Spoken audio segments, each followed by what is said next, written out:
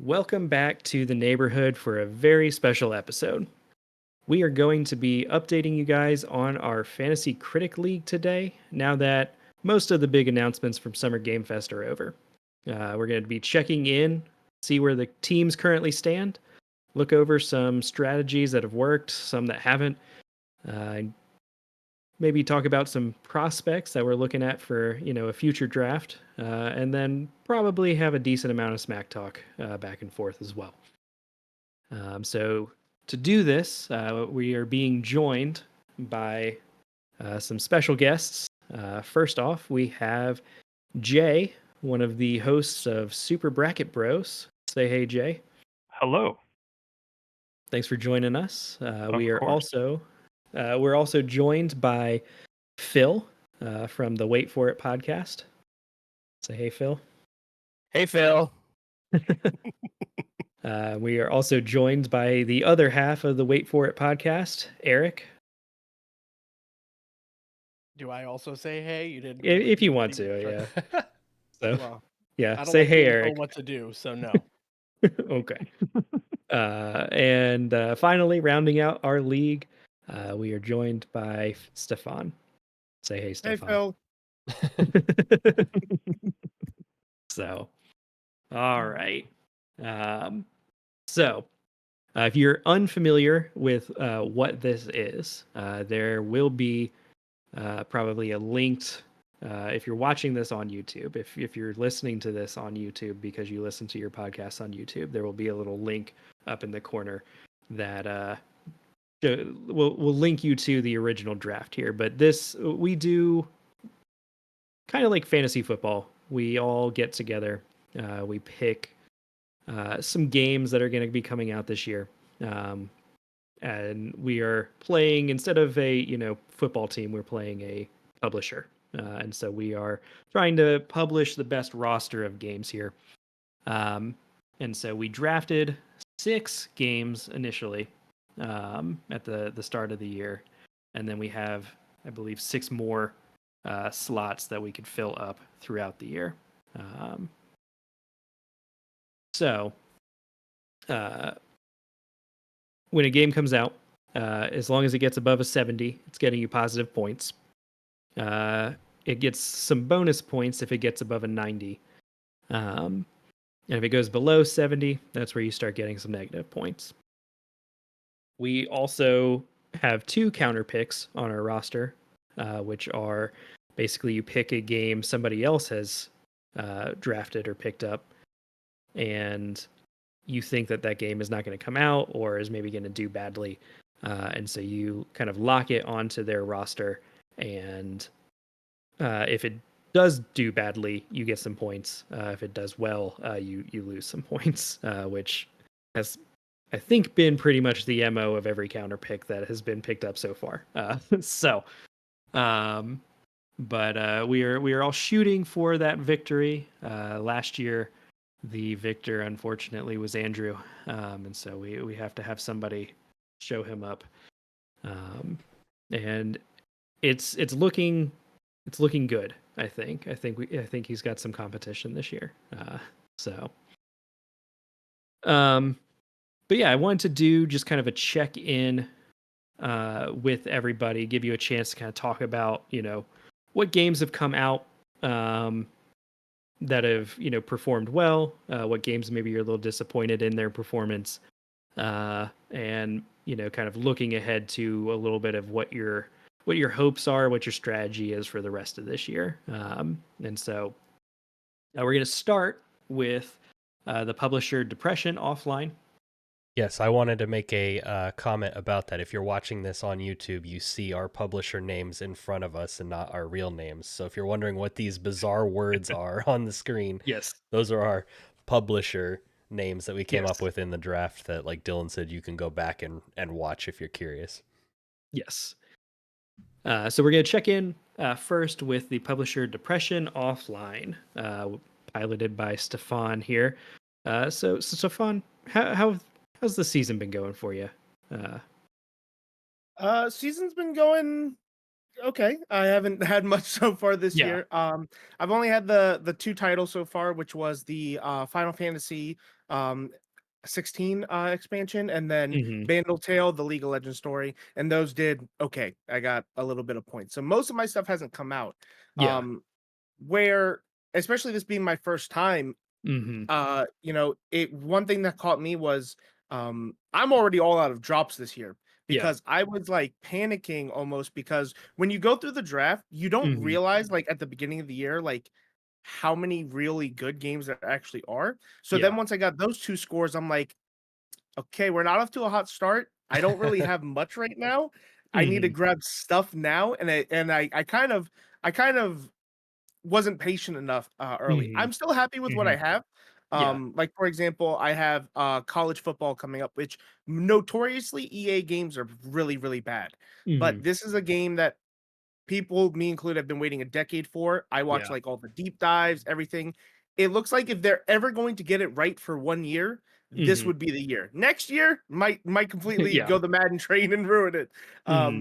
But that's one of the games I'm looking forward to. July is a big month for me, even though Yeah. Frostpunk 2 got delayed. July and August, I think I have like 6 games coming up. Hmm. So I'm hoping, Yeah. because a lot of my big hitters are going to be there. So Dawn Trail's coming out, Black Myth Wukong, and Hmm. I'm just excited to actually, get some real scores and see where I'm actually at.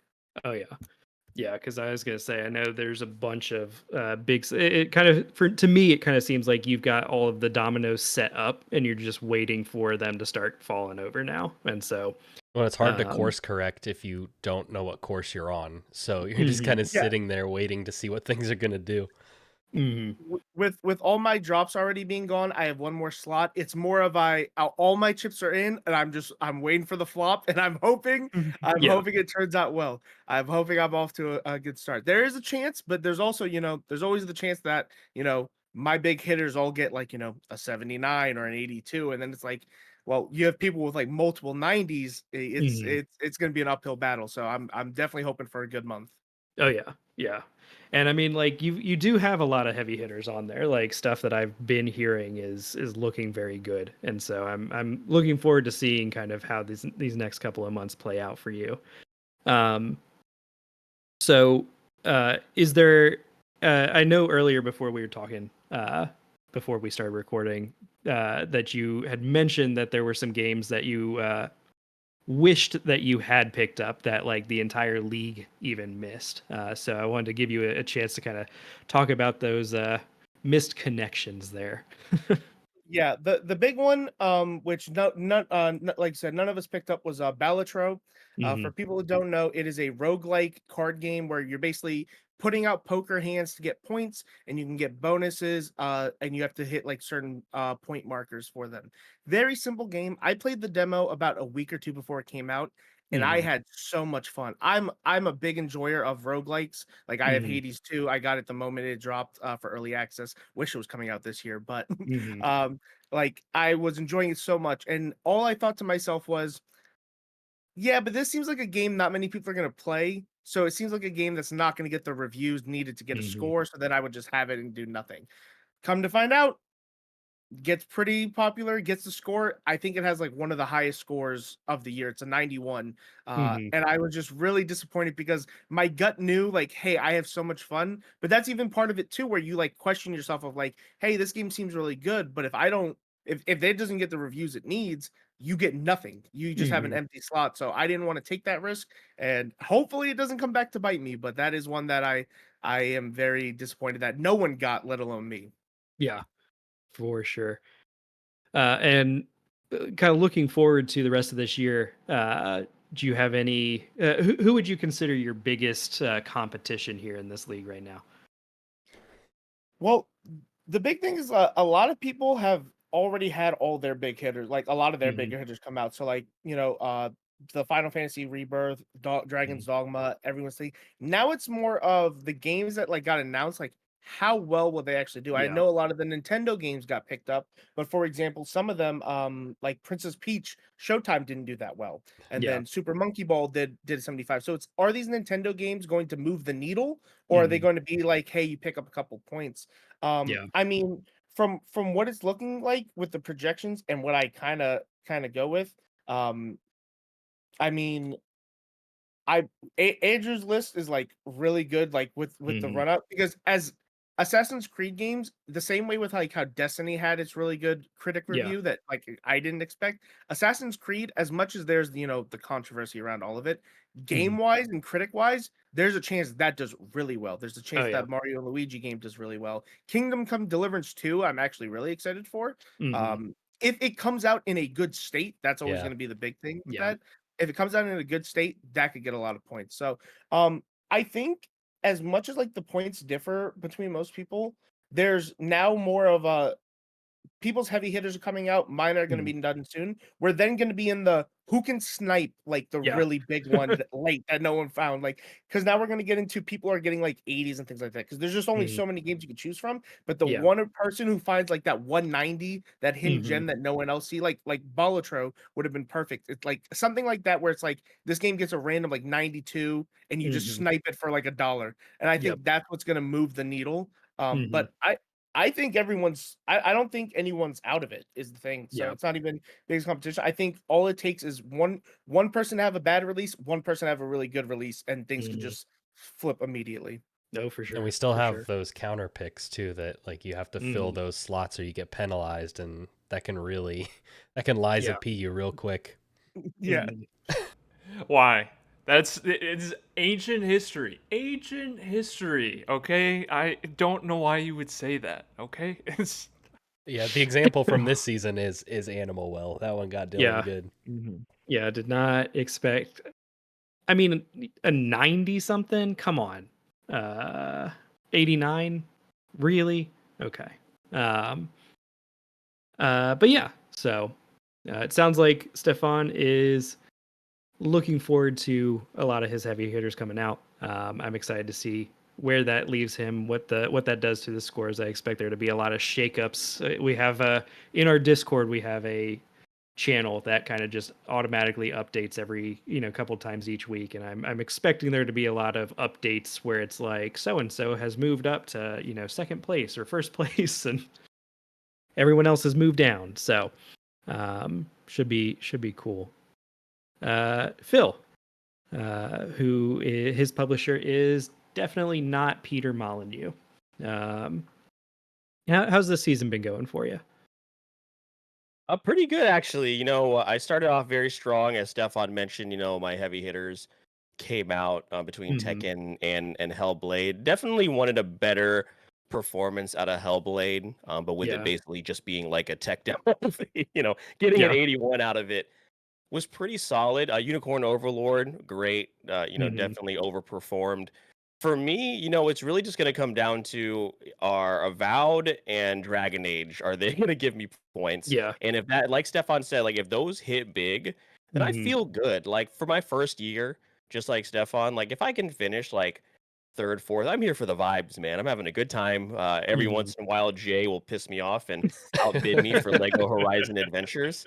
But other than that, like I feel pretty good. Again, Super Monkey Ball underperformed. Open Roads kind of surprised me, Yeah. getting me more Same. points because a lot of people were streaming the hell out of that when it came out. So I was like, okay, it's being received pretty well, but Hmm. yeah, it didn't give me anything. So Yeah. my counter pick, like I just didn't know, but I think I picked pretty late in the lineup for counter picks, and I just didn't know anything enough about the games that were Hmm. available. So that's why I picked Ghost of New Eden. Yeah. And then we'll see what happens with my other one. But yeah, I feel pretty good. Again, just Hmm. wanted to see how I do, and I feel like I'm doing pretty well. But it's gonna come down to those couple. I think Flight Simulator could get me some Hmm. easy points. Yeah. I think Just that's pretty yeah. guaranteed So there. feel pretty good about that one. But Hmm. we vibing, man. We having a good time. I just want to beat Yeah. Eric, to be honest Yeah. with you. So I get who that. is the what a surprise. That's Dylan's whole so thing too, but if he I always has to beat the finish first place person to try to beat his co-host. So Yeah. if I finish fifth and Eric is sixth, I had a good time. Hmm. I feel good. So Yeah. Yeah. I was also surprised by Open Road's performance too, because yeah, it seemed like it did not seem like my kind of game, but it seemed like the yeah. critical darling type of game. And Mhm. so but yeah, I mean it's and for Hellblade 2, I think every Xbox fan was hoping that would perform a bit better. Yeah. So Yeah. um but well yeah, well cool. Um Any messages, any rivals, any big competition that you see coming up from anybody else? Well, like Stefan said, Andrew has definitely has a Mhm. chance to get some solid points here. I'm definitely wasn't surprised. Snow Day did really terribly. Sorry, Eric. That was sure you can go back. I just picture Eric being like the Matthew McConaughey in Interstellar, being like, no, no. Don't do it. So, yeah, no. Other than that, like, there's really only a couple of games I've been Mhm. outbid for. Like I said, Yeah. Lego Horizon Adventures. I should have known Mhm. to throw a little bit more money down on that. And then I Mhm. totally missed the train on the Nintendo stuff because I just forgot that they had all come out, and I was like, well, it's too late Yeah. for that. I got Monkey Ball, but I didn't Yeah. get the ones that like I really want. And I think I have the most money still to bid out of everybody. Mhm. So like I think what I've learned, like Stefan has been super aggressive and I've been super timid, and I think I need to like find the middle ground for that, Mhm. Mhm. going forward, and when we do this again next year. So, but it makes sense, like, because there's only so many spots, and where Mhm. Stefan is right now in terms of his drops, like you might as well just spend the money, Mhm. So Yeah, you just that's gotta That's yeah. why I threw the So kitchen sink at Diablo. I Yeah. I threw I said I've only got a couple of spots, and yeah. I was binging Diablo 4 at that point. Mhm. I played it for like I played like 80 hours in like 2 weeks. I like Yeah. grinded everything, and I was like, Vessel of Hatred's out. I was like, someone's gonna bid high. I was like, I only got 2 slots. I was like, just Mhm. throw as much as I can at it. Yep. Yeah, and that looks like it'll be a solid pickup for sure. So, Mhm. Yeah, so yeah. other than that, like I feel pretty good, Mhm. for my first time. So I think Unicorn Overlord doing well does Yeah. offset Open Roads a little bit. So Mhm. so that helped. So yeah, we've got a Yeah. couple spots left, and we'll see how it goes. I do wish I had picked. I don't even know why I didn't even think about picking up College Football 25. Definitely Mhm. would have gotten that one. Like Stefan said, been waiting 10 years for this, and Yeah. I think it's going to be a pretty, I wouldn't say easy victory for EA, but like the work that they're putting into it, it's insane. Mhm. So Yeah. that would have been a good one. Yeah. Well, So and for sure with it not being like a annual release, it's not mhm, like there's fatigue. It's not like they have something right, recent to compare it against and be like, oh, you changed nothing but the yeah, roster and and they've you're been working charging on it for three $70. years. Yeah. So yeah, they've been working on it for 3 years. They brought the people in from College Football Revamped, which is Hmm. huge, and it's just a lot of work going into it. Yeah. So it'll be Now, a good. are th- are the are the actual players going to be in the game now that Yes. they okay, Yep. because that was Yep. something I was interested in because I know back Yeah. when like the older college footballs were out, you couldn't like make money off of your likeness or whatever, so Yeah. it was all And that's just the generic characters. Yeah, and that's the whole reason they're able to bring it back because of NIL. Hmm. So each player gets paid. Stefan, remind me if I'm wrong. I think it's like $800. It's like $600 to Yeah. $800 and a copy of the game. Oh, nice. If they opt in. So everybody, Except except except for Arch Manning. except Arch Manning, the Arch quarterback of my Manning's Texas Longhorns, who didn't want Arch to Manning's opt too in. good. Yeah, he's too good for it. You just Yeah, can't use his likeness for some not reason. even not even the starter. He's a Manning. He doesn't even need the money. Just Yeah. Hmm. just opt in. Yeah. And he decided not to, and you can't like create him, so you can't like edit his Yeah. name to be like Starch Fanning or something like that.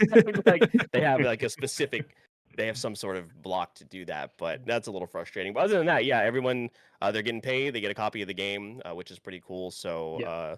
yeah, they put a lot of work into it. I'm excited. Hmm. I took off the day after it comes out because I'm off on the day it comes out, and I took another day off after it just to play it Hmm. because I'm gonna spend a lot of time in that. So Nice.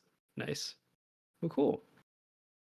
Um, let's see. Next up is Extract Tandem Reciprocal, which is run by Eric.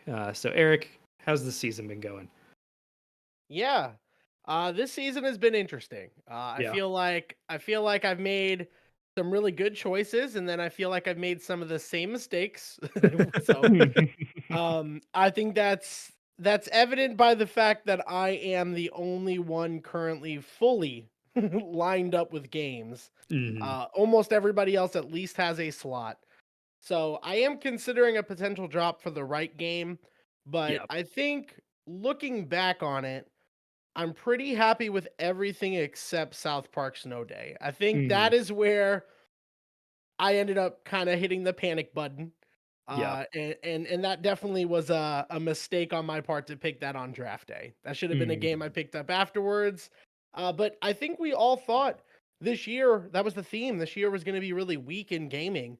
Mhm. And again, we just talked about Animal Well getting Yeah. 89 points, and Yeah. we'll talk about a game I picked up that I had no idea about that got me into the high 80s. So Mhm. I think overall, maybe I underestimated this year, and I felt like I had to go for like a sleeper pick, and that ended up Mhm. costing me, but I don't think it cost me the season Yeah. yet. We will Mhm. see how that goes, but so far I'm feeling good about it. Yeah. I'm glad you picked up Snow Day. Worked out well for me. I know you are. I know you are. Yep. Yeah. So, so Snow Day was really the only one that you were like, oh, that's a bummer that it kind of underperformed. So far, everything else has been performing pretty well for you, Yeah. or at least not losing points. Well, that's true. You kind of hyped up Dogmas 2 for me, and I thought we'd at least get close to 90. And Yeah, we I mean, did, I guess. 87's pretty close. If you round That's up close. 87, it is 90. I don't know. Every point up until 90 feels pretty distant. So Yep. I will say the game that pissed me off the most was Helldivers, because I really don't Mhm. think an 83 is reflective of how that game, Yeah. just like in general, really turned Mhm. out to be. I know it's definitely, fallen off, especially just in general, Mhm. just recently, but especially around that time when it came out, 83 feels pretty low. What Yeah. I will say is my other three games that were scored, those three pickups could be my downfall later Mhm. on, because Mhm. I did panic after Snow Day, and Yeah. I said, all right, I got to get some games, and games I think could be in Mhm. that 80 range. And out of the three that I picked up, which were Sandland, Nine Souls, and Tales of Kenziria, um, I really thought Nine Souls had the chance to do it. I Mhm. regret picking up those other two. They did make Yeah. up my lost points. They were Mhm. positive, so I'm definitely happy about that. And Nine Souls was a gem, so Yeah. I'm super excited about that I pickup. want to play that But I one. think That one looks I Mhm. cool. think I messed up with those other two because I was just trying to fill space, and then Mhm. now, Yeah, you outbid all me for these Sandland, so I was I'm super happy about that. you could have had it. You could just another dollar. You I'm would have good. saved me. I'm kind of surprised Um, by Tales of Kenzara Zal. Like that one seemed poised yeah, to be like an indie Mhm. darling, and I guess it just Yeah. didn't make it. Kind of like Open Roads, Mhm. I guess. Just it wasn't there. Yeah. yeah. Yeah, so there was a lot of things behind it. Obviously Sandland with the creator of Dragon Ball, and his Mhm. passing, like the manga and I guess the show has also had a lot of steam behind it because of that. So I thought maybe that could be translated into the game. Yeah, Mhm. same thing with Tales of Kenzera. Like I thought, let's take a shot. But Nine Souls stood out to me for some reason. Mhm. And I'm just really glad that that game kind of rejuvenated my season, because Yeah. ultimately, after these games, I am hoping Astrobot is a game of the year contender. Wow. Warhammer 4000 is gonna get what I thought Helldivers was gonna get. Yeah. Outlaws doesn't shit the bed, and Silk Song comes out. That's ultimately, I'm still on the Silk Song train until, That because list nobody you just here's gonna ran counter down. it. Yeah. Yeah, we'll get to it a little bit later, I think, when we talk about just everything that we saw at Summer's Games Fest. But there was something noticeably absent from Summer Games Fest, and that was Silk Song.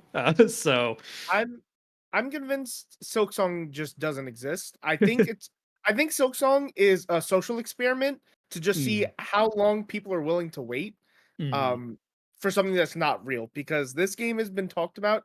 It's like every direct, every Like time Beyond there's Good and any Evil. type of showcase. Yeah, every time there's a Mhm. showcase, I my Twitter immediately blows up. They will announce Silksong today for sure. They have to do it now at some point, and it just no mention of it. It like is not even relevant to anybody there, and everyone's like, "We know you have it. Yeah. Please give it to us." Mhm. Well, just counterpick it then.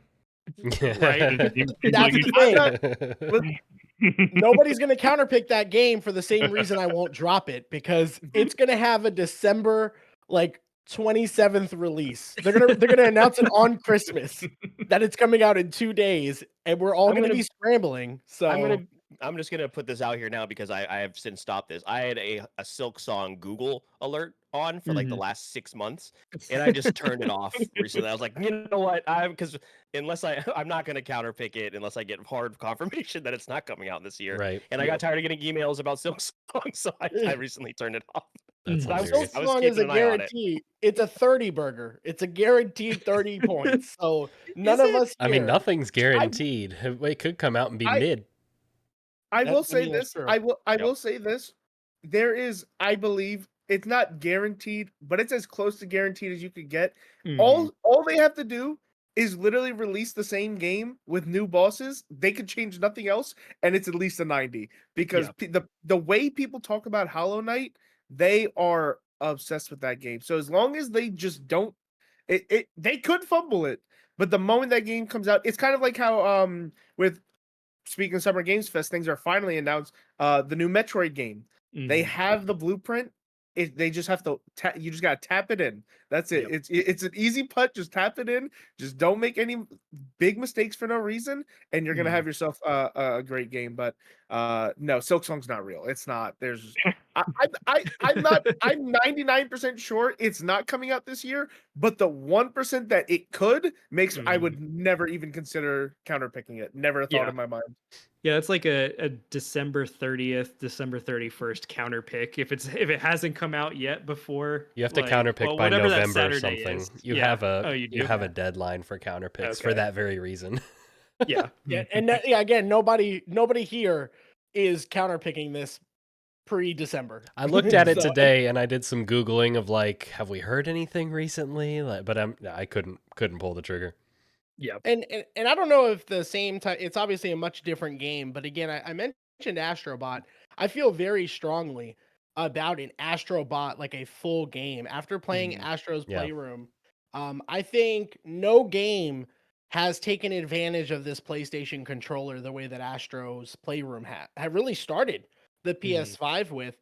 I think that adds an extra element to it, and I think Astrobot just kind of came. People were thinking it might happen, kind of came out of nowhere. I'm hoping that Silk Song can do the same magic, considering how long it's been in development. Yeah. And again, there are very high hopes on this, but Mhm. I'm gonna ride that till the end. So Yeah. I'd rather be the guy that stuck with it and just got a straight 0 than the guy who dropped it. Yep. That's gonna be my take on it. Yeah, for sure. Nice. Well, let's see. I am next in the scores here. So my team is Sorcerers of the Beach. So far, I've been mostly happy with my performance. I've been happy with everything I picked up as stuff on my team. Final Fantasy VII Rebirth, no surprise there. Came out, was good. Grand Blue Fantasy Relink, even though it was not what I was expecting when I picked it up, I thought it was a fighting game. It turned out well. Homeworld 3 underperformed a little bit from what I was expecting. I was expecting Homeworld to do a little bit better. But I think the impression I got was that this campaign for Homeworld was not as good as like Homeworld 1 and 2. So, and then I was super happy with Destiny 2, the final shape. I'm a big Destiny fan. This is kind of like Final Shape is kind of the bookend on their whole saga that they started back in Destiny 1.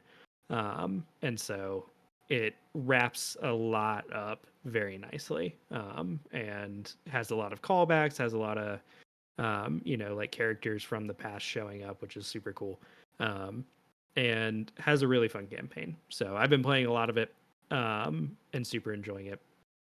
And it broke 90 as well, which is always nice because I'm getting those sweet bonus points. Yeah, you have a couple games on there that broke 90. Yeah. My major disappointment is that I underestimated Video Game Donkey and Big Mode Publishing, and I thought Animal Well was going to be just kind of a niche little like 75. I was like, this is not. I may not gain any points from this, but I'm trying not to lose a whole lot of points because our initial counter picks we had to pick from something somebody picked up draft night, right? Yeah. And so I was kind of like, okay, Animal Well, like out of what is left for me to counterpick, this feels like the safest option, and it was not. It got an 89. I lost 19 points for picking the game. So I will not make the mistake of underestimating Video Game Donkey's ability to pick a game that the critics love. I remember praising you for that. I was like, yeah, I almost picked that one too. Yeah, I wish I had so, let you.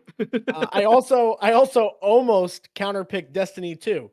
So super Wow. glad we're not listening to me and Yeah, that my you too, counterpick man. Avowed is probably not coming out this year. So that's Mhm. like my hope. Yeah. We'll I'm see. in trouble if it comes out because I got Avowed? bad You taste in think Avowed counterpick. is not? They claim not it's coming coming out. They technically have Yeah, not yet put a date on it, I don't think, but it's supposed to come out later this year. Mhm. Mm-hmm. Yeah, that's what they say. Yeah, we shall see. That's true. I'm That's curious true. about a wild card on your list, Dylan, with Indiana Jones and the Great Circle. That is Yeah. a bizarre video game Yeah. with I I did. don't Yeah. know how I that's going to shake out.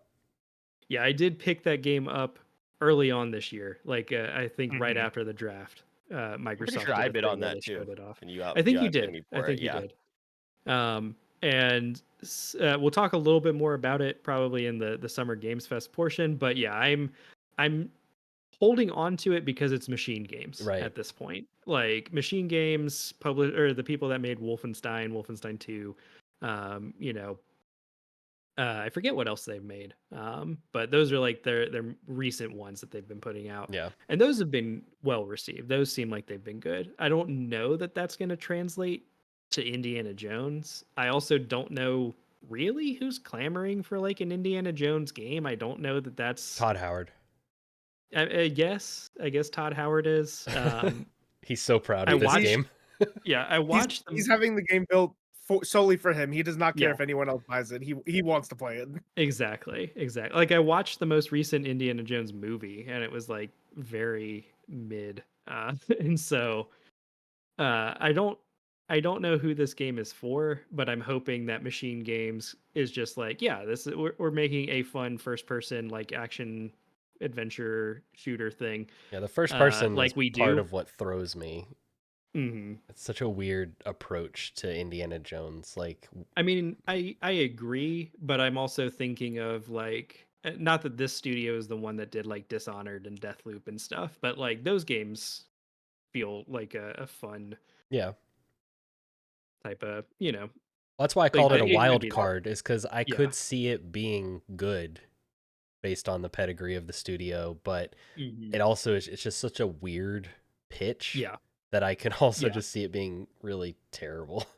It's one Whenever that I'm You'd be sorry. okay hearing Sorry, them no, make good. like from the make the creators of Uncharted and Mhm. Tomb Yeah. Raider, but Yeah. that like if it was that style, that would make sense to me. But Phil, what Mhm. were you gonna say? Yeah, and I don't think it's going to be like this at all. I think it's going to be much better than this. But whenever I saw the first person aspect of it, it did remind me of, remember when that Rambo game was about to come out? And everyone was like, "Oh, cool! Like an action adventure Rambo," and it was a Mhm. rails shooter. Like it was just not what people expected. So Yeah. it was just really off-putting. So it could be Mhm. very good, but like Andrew said, Yeah. total wild card. But Mhm. the first person, I was like, I don't want to play this. Yeah. Yeah, it's one that I am anticipating them doing like another sort of like deep dive into later on this year as it gets closer to its release. And based on like how much gameplay I see in that and whether it looks good is going to be like my moment of like, am I going to drop this or not? So Yeah, because all we've really seen yeah. so far is like cutscenes, really good mocap, and Troy Baker's Harrison Ford impression. Yeah. Which is a little weird because Harrison Ford is still alive. Like they could just get him. Maybe So they couldn't. Like Yeah, he so ain't I getting bet in it a made booth. He ain't getting in a booth and recording lines. He's not doing that. I think I- Indy is one of the characters he does like that he's Mhm. played, but he ain't getting in no recording booth. Yeah. I will say, your list is probably one of the ones I'm like most interested in, Mhm. because I know with the War Within, I'm a big WoW player, but I also Yeah. know when it comes to like these MMO expansions, um, I believe they base it off of like playing just like through the campaign, and most Mhm. MMO players know like, hey, when you get into like the nitty gritty of like doing the grinding for gear and things, Yeah. that's a completely different game than just doing the campaign. So I'm Mhm. excited to see how War Within does. Yeah. Same thing with Call of Duty. I'm pretty sure they base it mainly off the campaign. They don't play Yeah. long enough to start slamming their desk and get Yeah. bad at it. So Call of Duties look good. But the one I'm still most excited for, which is the coolest design or like Mhm. idea, is the Plucky Squire. That game Yeah. still, I'm still upset I didn't get it. Mhm. I don't know if it's gonna score the highest. I think it definitely could, but out Yeah. of like the game design and like the idea of it, the switching from 2D to 3D Mhm. is just still one of my favorite concepts, and that's the game I'm still most excited for Yeah. this year to come out and see how it Yeah. does. Well, and that's the one I've been a little worried about. I've been looking it up because I'm like, I don't think I saw it at Summer Games Fest. And so I'm like, is it still coming out this year? Is it like I don't think I saw a date on it, you know? And so that may be one that I end up dropping as well. If we get into like September, November, And don't hear anything on and it. don't hear anything on it. But yeah, I am excited about that one. I do think that one could do well. So Dylan, was it you last year who picked up Modern Warfare 3? yeah, it was. It was unfortunate. You're really gonna pick up Call of Well, Duty again. Hope you don't I get am gonna hurt. pick up a Call of Duty again because this one is who is it? It's Treyarch. Treyarch. Treyarch. And so the Call of Duties that I personally play are the Treyarch Call of Duties. Like those are the Gotcha. ones that I get super into. Those are the ones that I like the stories of, and those are the ones with the best zombies mode. And so this is like to me, all of the things are like I think I picked up Modern Warfare 3 because I needed something. This one I was like, I'm excited for a Treyarch Call of Duty Yeah. again. So Yep. Yeah, no, just very curious. And then yeah. also, thanks for taking the Tales of the Shire game as your counter pick. I was literally hesitating, I was but too. I actually think that's a pretty good pick. Yeah. So we'll see. Yeah. I'm hoping that Wonderful. one doesn't come back and bite me in the butt, but I do feel like it's a pretty safe like it may get some positive points, but I don't think it's gonna be an 89. At least I'm hoping it's not an 89. It will be now. It wasn't going to until you counterpicked it. That's true. I appreciate That's that. true. You know, and like, look, if we get an awesome like just kind of Animal Crossing esque Lord of the Rings, build your little Shire, Hobbit hole thing, I think we're all winners, really. You know, even me with the negative points. So You tell yourself that.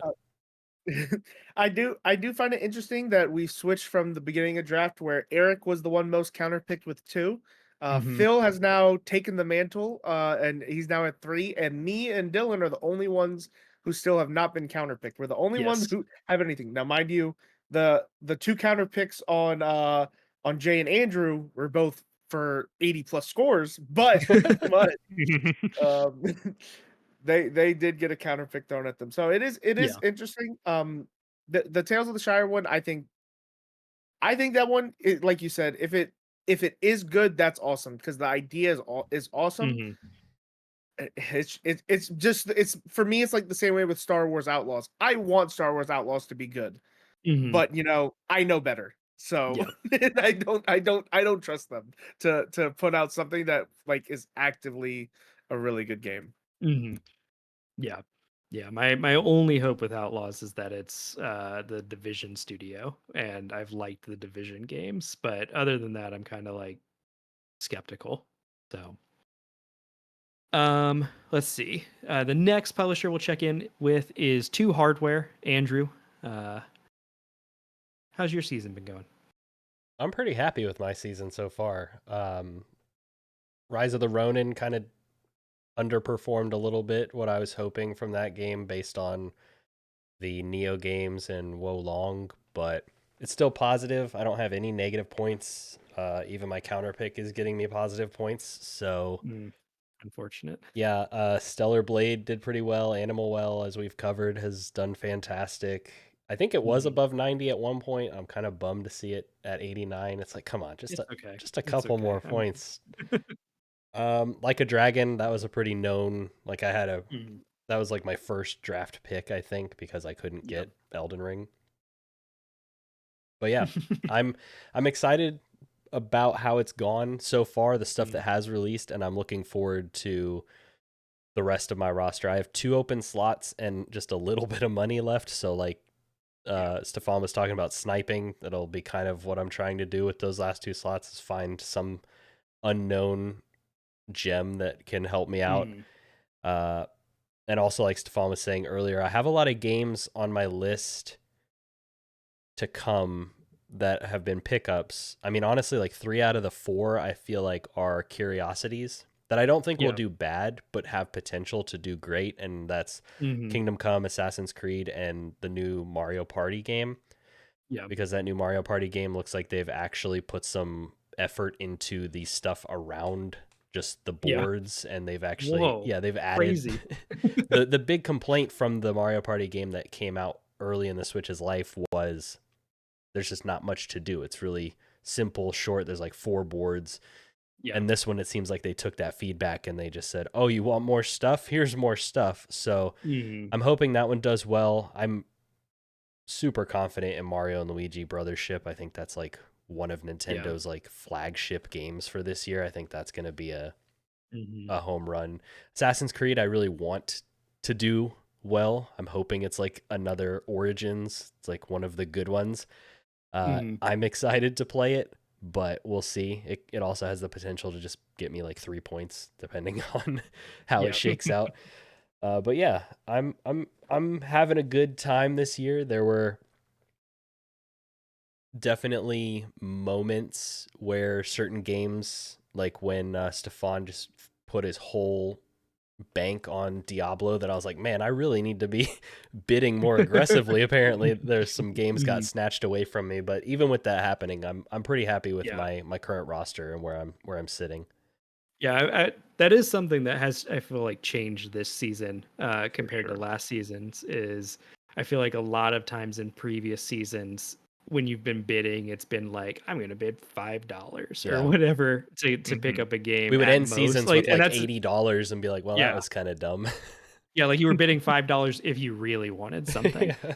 I Um, I and think for now, me, mhm, I think for me with the bidding, especially Mhm. specifically for Diablo, why I put so much. I don't remember the game, but I do remember earlier in the year. I think I bid on like 3 different games, and I just Yeah, got beat out each and every time. And Mhm.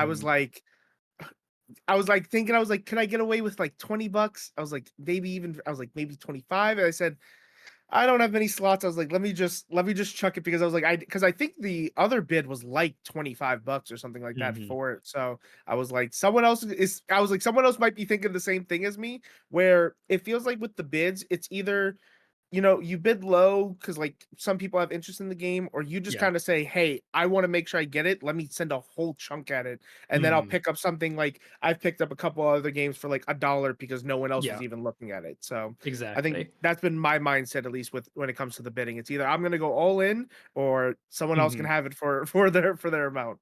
Yeah. Yeah, well, and I think in seasons past I think we've had maybe less players, and also I think it's been kind of like scattered enough. Maybe there's just been enough stuff coming out that you were kind of able to just pick things up for a few dollars, versus now where we've got a league full of 6 people who are all kind of watching these video games and not afraid to throw some money at it. And so I think I think that part of it's been fun. I feel like there's been a lot more sort of bidding wars this season than we've had and seen in previous seasons, which has been pretty cool.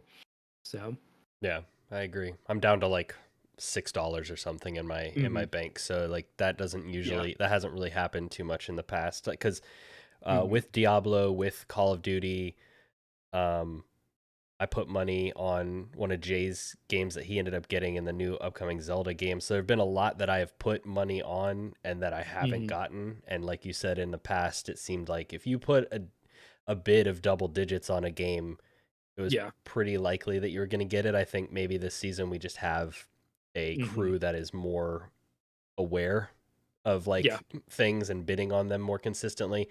And we've just all kind of learned, those of us who have done it in previous years, that like there's no point in having $70 left over at the end of the mhm, season, so I might as well spend yeah, it. mhm. There's no bonus. There's no bonus star Yeah. for having money left over. This isn't Mario Party. No. Well, yeah. Well, the current leader in the league, Enjoy it while it lasts. Jay, with Millennium Thank you. Falcon Punch. How's your season been going? Well, I'm feeling pretty dang good being on top. He got round 1 in the draft. It's interesting because I've had a pretty unique experience this year, and there has been a lot that's changed. One, I wasn't present for the actual draft, so I auto drafted, and so like I just kind of put my list together and I threw it out there, and it was wild watching the tape back, watching you guys draft. I was just like, oh, what was next on my list? Oh, I got that. Oh, I got Princess Peach. That's gonna be a great game. It's a Nintendo game. And and now like I'm watching myself watch that video, Matthew McConaughey style, saying no, wishing that I hadn't done that. But I'm feeling pretty good. Also, interestingly enough, I like when I went into making my list, I really curved towards games I knew were going to come out in 2024. And sure enough, all 6 of my picks from that first draft have come out already, which is nice. I'm glad that none of them got delayed. But also, I think I have the most games besides. So looks like Eric has 6 games that have come out. But yeah, I have one more game that's come out than Andrew. 2 more than you, Dylan, and Andrew. And so they're who I feel are closest to me, and so that doesn't make me feel great having had 2 more games out than you, but also I've only got 1 slot left. Y'all have 2 slots left. And so overall feeling good. Obviously Elden Ring the only concern was it getting delayed. Otherwise I was very confident it was going to be a great pick. My second pitch, Princess Peach. Then you had Banishers, Ghosts of New Eden, which was good. 100 Heroes was fine. Alan Wake was another one that I thought was going to do better. Same as Erdtree. I thought like DLC, a fantastic game. It's going to do great. And then Pacific Drive was my last pick. That I honestly 80 score, 10 points off of that for the 6th pick in the my final pick. Honestly, I'm happy with that. Yeah, that's not bad. Yeah, and so then going forward, I've picked up 5 games. I have the Alien VR game, Rogue Incursion, Lego. Yes, I mean it's an Alien VR game. That's fair. Yeah, And like the 7 VR people that review it will probably like it. So exactly, small pool. That's what I'm hoping for. That's what I'm hoping for. Lego Horizon Adventures, which I outbid for $1 more than Phil. So I'm happy that I've been a little bit more aggressive with my picks, as other people have mentioned. I've Wonder Stop, Mighty Morphin Power Rangers, Rita's Rewind. This is my what was the game that came out last year? Scott Pilgrim beat 'em up game. This is the same vein, and then the one that I dumped a bunch of money in just now, like a couple weeks ago, The Legend of Zelda: Echoes of Wisdom. So I'm feeling great. I'm really nervous about my last counter pick, but other than that, feeling good. Yeah, and you leaned kind of heavy into some of the DLC things, which seems like to have been a good strategy for you, because both of those were 80 plus points, and like I think the risk there is always that it doesn't get enough reviews, or like that the DLC kind of falls off a little bit or something. But both of those have been good performers for sure. So yeah, no, If happy with Princess my deals. Peach had just, if Nintendo had just done their normal thing, Jay would be running away with this. oh yeah, oh yeah. Yeah, no, that's why I went heavy. Shout out to the princess. That's how I went heavy with my Legends of Zelda, which that was an interesting, because Brothership and Zelda were the 2 ones that I was like, there's going to be some big money on these 2 games, and I sat and I stared at how much money everybody else had for a long time to figure out what I needed to bid on one of these games, and I came to the conclusion that I couldn't split my money on both because I would probably lose, which is exactly what would have happened had I Yeah, that's put what my happened money. to me. So Yep, yep. And so I'm happy I got one of them. I think I picked the right one. I think Zelda's more likely to hit it out of the park than Brothership, based on it seems to be following the Link's Awakening, path, but upgrading it, which people really love that remake. So high hopes, high hopes. Yeah, I was wondering For if you sure. looked at Link's Awakening. I just pulled it up on Open Critic and it's sitting at 87. So mm, Yeah, that is a respectable score. yeah. yeah. So if it hits that, I'll be happy. I'll be happy. Yeah. Now it does run into it. It is a female-led video game by Nintendo, which has not done well for them this year. So we'll see. We'll see. But I don't know if the gamers TM can handle that. But hopefully. Well, I have faith in the reviewers TM to pull out, and hopefully, yeah. So we're not going by some gamer scores. So yeah, here's hoping. For sure. So, well, I think that leads us into like with that discussion of Zelda. That I think that leads us into kind of talking about some of the cool stuff that we saw at the Summer Games Fest. Do we want to And touch on maybe- the Hades 2 confusion? Oh yeah, so that was a game that was drafted, right? We did Yes. draft Hades 2. Mhm. I drafted it. Yeah, so let's. I'll turn it over to you, Andrew. We had some confusion and miscommunication. Like I think all of us had this idea of what the rules of the league were, and then we discussed it once Hades 2 came out in early access And and was realized over that we all 90. had different understandings of how that worked. Mhm. So tell us a little bit more about that, Andrew. Yeah, so before the league started, the way it works is you can set up tags for what is allowed and what is not allowed. And one of the things that was not allowed was games in early access. And what that actually meant was games that are currently in early access that already kind of have reviews floating around. Like if you were to have picked up Baldur's Gate 3 or something and it was already reviewed. But what was allowed was games that have not yet launched in early access. So the risk with picking up a game like that is you could draft or pick up a game that launches in early access and either A, doesn't review well in early access, or B, just doesn't get enough reviews to populate an Open Critic and get score. And so going into it, that was how the league was set up. And then once I had Hades 2 and it had reviewed in early access and was competing with Shadow of the Erdtree points wise, the conversation came up that, well, if I'd known that this was the rules, I would have tried to pick it up in the draft. And so we went back to the drawing board. We we verified the rules, made sure everybody's on the same page, and then kind of the middle ground, what we decided was a fair course of action was that I could drop that game or remove it from my roster without using a drop and without anybody trying to counter pick it before I could do that. And then we would move forward with the understanding that we're not doing early access at all. And so if you saw me pick that up in the draft and now when I ran down my list and it's like, wow, Hades 2 is gone. That's really bizarre. That's what happened. There was a little bit of confusion in how the rules worked, but we worked it out like gentlemen and we're all still friends. Yep. So except for Phil and Jay. I don't know if they'll ever be friends. I thought Phil was just here for the vibes, so I didn't think he'd mind. Yeah. He only says that because he's in went- last place or whatever. When I texted Phil and asked him how much he bid, he just told me. So Yeah, why? Just how much I bid. Why do you ask? no reason. They're just trying to gauge, general interest. Curious. Yeah. What do you think it's worth? Theoretically, if you were to bid on this, which I know you love Horizon, what would you throw on there? I'm interested in if either of you two actually play that game all the way through. The Lego Horizon game.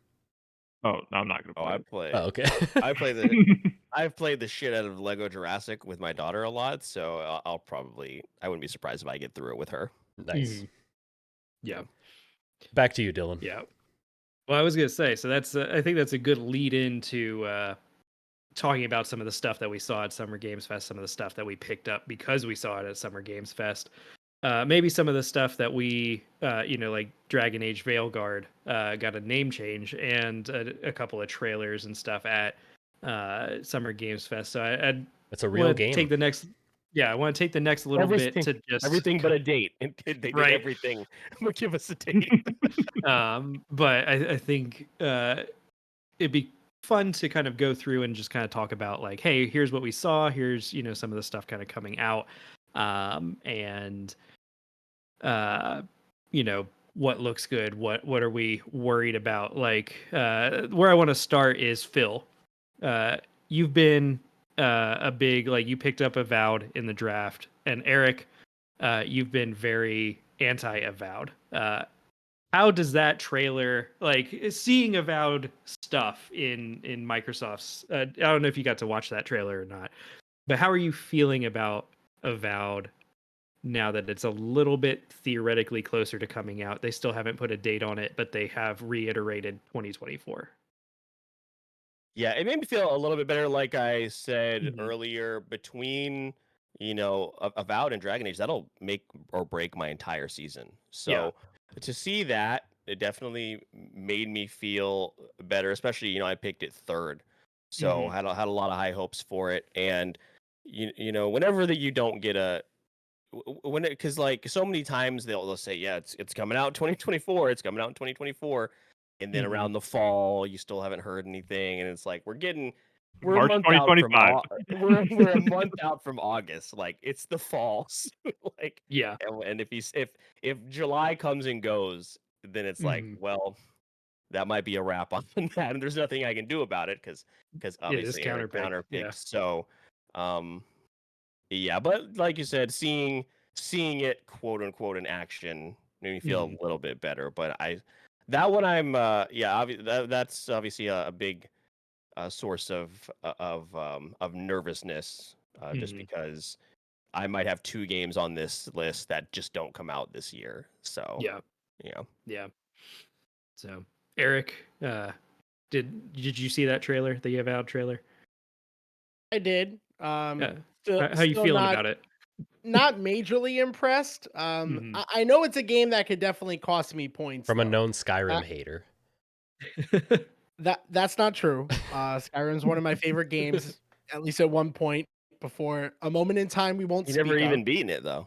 Stop. This Never isn't even the forum completed for the that. game. You did That not. forum- Listen, I'm just saying, if you loved it so much, I feel like you would have completed the game. But Yeah. from my understanding, you just didn't want to complete it for some reason. I don't. This piece of not lore with imagine- Eric will just never. This is part of his lore forever, and I just eats I at my enjoy it. soul.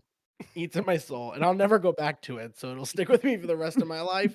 And maybe this Mhm. Avowed pick will stick with me for the rest of my life. But I really picked it in the draft more so because I thought it wouldn't release in the 2024 window more than I thought it would be a bad game. Right. So Mhm. that was really more the idea, because Yeah. there were games, and we just saw it. There were plenty of games that were chosen that ended up in negative points, and I Mhm. didn't want to start off with Yeah. negative points. So I kind of wanted to take my chance with a game that didn't have a set release date, and I thought could probably Yeah. maybe shoot for an early 2025. And I still think Mhm. that's the case with Avowed, but I mean, again, this is coming from the guy who's betting his whole season on Silksong, so don't Yeah. listen to me. So, Good point. making some big Hail Mary calls here for sure. And you brought it up too, Dragon Age the Veilguard, as it's called now, no longer called Dreadwolf. How you feeling after seeing that trailer, which a lot of people had problems with? And then I don't know if you got a chance to watch any of the like 20-minute gameplay thing that they released after the fact, where everybody breathed a bit of a sigh of relief. Yeah. So Yeah, the early moments were not trending well. It's like, well, this is there goes my season. But yeah, feeling I saw like portions of that Mhm. of the gameplay, but and yeah, just like I said, it can make or break. I think maybe a Mhm. top 3 finish if Yeah. both of these do very, very well. So uh, same thing, like why can't you just give us, it's July. It Yeah. is by the time this episode comes out, it'll be July. There's only 5 months left. What? Just tell us. Just give us a date. And I don't know why that's so difficult. Yeah. I don't get it. But yeah, definitely a little panic in the beginning, in the first few hours. I felt a little bit later because I felt a little bit better later because a lot of what I'll do is I'll go on social media and just kind of get the general vibe of the community Mhm. and feel a little bit better afterwards. But Yeah. yeah, again, still Yeah. those are gonna make or break me. So we'll see what happens. Mhm. Yeah. How about you, Jay? I know you counterpicked Dragon Age. I did, yeah. And this was the other strange thing about auto picking is I didn't choose like a counter pick list. It just picked whatever game had the highest percentage of counter picks in other leagues, and so that's how I got Veilguard. And so I mean, which after I found out, I saw my list and I was like, don't know much about this game, and I looked it up and I was like, oh, feeling pretty good. And I got to say, I'm not feeling bad today. I would say I'm trending towards positive. I'd be genuinely shocked if this game got more than a 75, with a pretty good chance that it's just not going to come out, and then also a pretty good chance that I would say if this game does come out this year, it's not going to do well. But if it comes out next year, then I'm probably not going to counterpick it again because I think it needs time. I think it needs time in the oven. So overall, like I think feeling pretty solid. But of course, famous last words and whatnot. Yeah, I am a big Dragon Age fan, so I even liked the initial trailer that it seemed like the internet hated. But I'm hopeful that that game is good, and if it does need some more time in the oven, I hope it gets it because it it I would love to see old BioWare back again. So Just as long as it doesn't go in the same oven that Silk Song is in, the eternal oven. where they created two trailers and then we're like, I guess we got to make a game at some point, maybe. So yeah. Um, let's see what else. We talked a little bit about the Legend of Zelda: Echoes Within. Um, Not my cup of tea personally, but is everyone else? How's everyone else feeling about that? I mean, it looks like it'll be a good game. So This game is aimed at a very specific demographic and target market, and I think if they find it, it's going to do really well for Nintendo. And if that market reviews it, it's going to do really well, like review score wise. If just kind of like general gamers review it, like games industry people, reviewers review it, I think it's still going to get good reviews. But I think that there's a chance that if like the kind of cozy gamer, because you fight with like beds, you can stack beds and stuff to like platform across the world. Like this is very much kind of like that cozy girl game, and I think that if that audience is reviewing it, it could be like in the 90s, assuming like Link's Awakening had some pretty significant like technical issues when it launched. Well, it is on a Switch, so Yeah, but it like look at it. It shouldn't have the technical issues that it had. It had like hitching and stuttering and stuff. And so if this game doesn't have that and Link's Awakening is sitting at an 87, then I think that just kind of based off that, this one looks like it's going to do really well. It was a very smart pickup for Jay. yeah. Yeah, no, like I mentioned, I'm feeling good about this pickup. I am a little concerned. I mean, anytime it's not like a mainline Legend of Zelda game, so I don't quite have that like reassurance. It's not Breath of the Wild 3 or anything like that. So there's certainly a chance, but I was looking at my money. I was looking at what else I could probably spend it on. Looking at anything else that's likely to get announced for the rest of the year, and it's just not there. So yeah. Yeah. So it seems cool. I'm interested to see how it does. I mean, it's Nintendo and they put a date on it, I think. So like it's a guaranteed to come out this year too, which is always a solid pickup. So Yep. Did you put more money on Brothership, Andrew, or like how did you divvy up your Yes, money I think between I the went. two? I think I went like max my money that I had allocated. I went max Brothership, then next was Zelda, and then last I think I put like $7 on Mario Party. Yeah. Mm-hmm. Yeah, I'm curious to see how Brothership is going to do. It's a real toss up between which one I think is going to do better, but I think they're I'm both gonna do pretty well. Like they're the two big hitters for Nintendo for the mhm. like fall season. But yeah, the like vibes of Brothership and like the art style and it seemed really like almost as unhinged as Nintendo will allow their characters to get in their own properties. Like it had that kind of Mhm. really zany vibe to it, and I really liked the kind of really bright neon colors that everything had.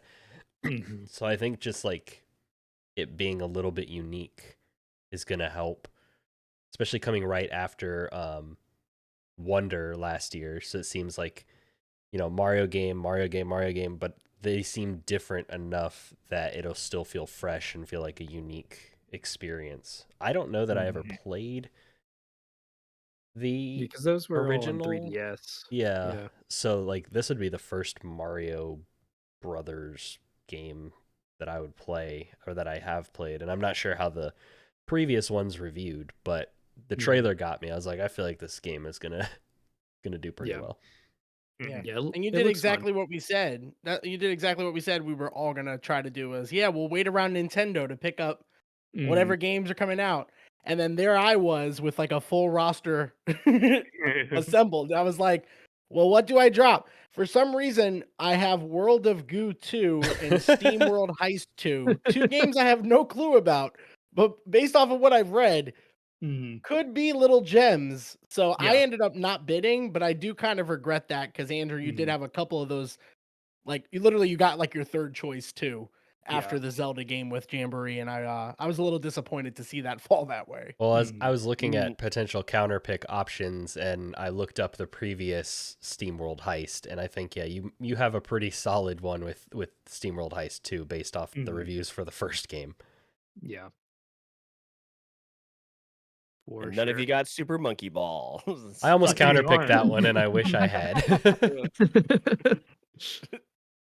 Yeah. Well, and so we have in our Discord, like I said earlier, we have it where it updates, and like there was a week or at least a few days where like Super Started Monkey off Ball pretty was well. just like, well, it started off and then it was like, and now its score is increased, and now its score Yeah. is increased, and like every day we'd get some alerts of like, man, Phil's just really cleaning up with the like it's just Felt keeping good. on climbing here. Felt good, man.